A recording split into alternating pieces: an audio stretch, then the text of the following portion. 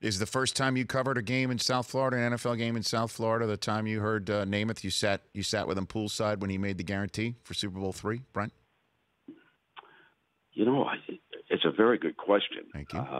It could have been the first game, first time I was around, and what memories, Rich? We were in there either the day before or 2 days when that famous picture is taken. If you can imagine journalists being able to walk back to the pool and there's your Super Bowl quarterback, and you're back there with an informal conversation with him. I had Joe. Joe lived pretty close to me in the Jupiter, Florida area, and I had him autograph. I think it might be the only time that I've asked an athlete to autograph a picture or anything for me, and he did. He's such a good guy down there, and anytime youngsters or even oldsters come up to him and ask for an autograph, he's so patient, Rich, and such a good guy. But that's a game I'll never forget because I was not a broadcasting. Well, I did work for a radio station along with a newspaper man in Chicago, and I stood next to Howard Cosell on the photo deck. And Howard was a long time. I will tell you, Joe Willie Namath is going to win this young man.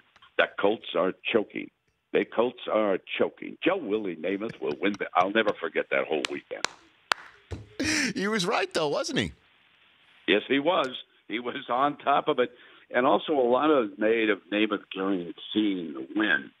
And back in those days, even though Namath had the highest salary at the time, they weren't independently wealthy, the players. So when a country club, Wednesday or Tuesday, I don't even remember which night it was, invited Joe to come out and receive an honor and give a little talk to the crowd, my wife and I went out because I wasn't making much money, so a free meal is a free meal. And Joe got up and made the guarantee. But today they think it was kind of a brash, boastful way, and it was more a matter-of-fact delivery on the part of Joe that night. I was with Dave Anderson, the great columnist from the New York Times, yes, and we both filed stories after that. And he just kind of threw it out. You know, we're going to win.